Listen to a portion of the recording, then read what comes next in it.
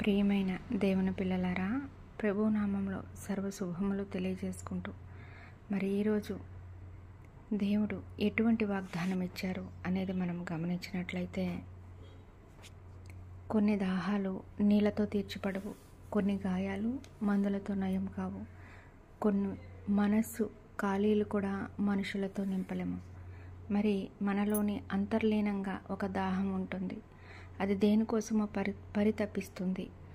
విశ్రాంతి కోసమా, లేదంటే ఒక సురక్షితమైన చేతి కోసమా, ఒక సురక్షితమైన హస్తము మనల్ని పట్టుకోవాలని ఆశతో ఎదురు చూస్తుందా ఏమిటి? మనం రకరకాలుగా మన హృదయాన్ని మనం ప్రశ్నించుకుంటూనే ఉంటాము. కానీ ఆ ప్రశ్నకు సమాధానం ఒక్క ప్రభువు దగ్గరే దొరుకుతుంది. అలాగే మరి సమరయ స్త్రీ హృదయం కూడా ప్రభువుకే తెలిసింది కదా.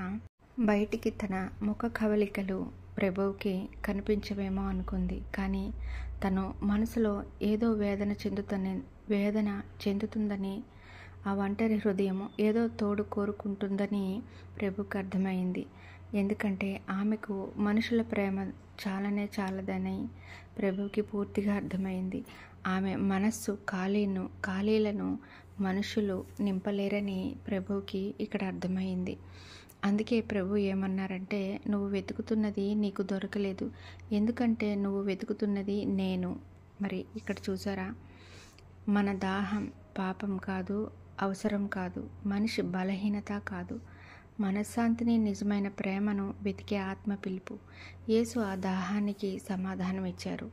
అతను ఇచ్చే జీవజలం అంటే మన గాయాల మీద ఆయన ఉంచే స్వస్థత పరిచే చెయ్యి, మన ఒంటరితనాన్ని కరిగించే ఆయన ప్రేమ, మన భయాలను తరిమివేసే ఆయన ఉనికి, మన జీవితాన్ని మారుస్తున్న ఆయన కృప. ఆయన ఇచ్చే నీరు మనసులోకి ఒకసారి వస్తే మన హృదయం మళ్ళీ పాత దాహానికి తిరిగిపోదు. ఎందుకంటే అతను మనలోని ఒక పొంగే వనరుగా మారిపోతారు. మనం ఎంత గాయపడిన వారమైనా, ఎంత బద్దలైన హృదయం కలిగిన వారమైనా, ఎంత తప్పులు చేసిన వారమైనా యేసు మనల్ని తిరస్కరించరు.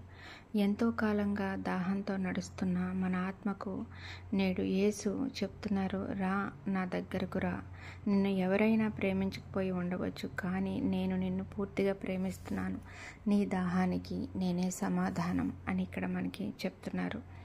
అవును, ప్రభువుని తాకండి, ఆయన ఇచ్చే నీటిని త్రాగండి. మీ ఆత్మ ఎప్పటికీ మళ్ళీ ఒంటరిగా మిగిలిపోదు.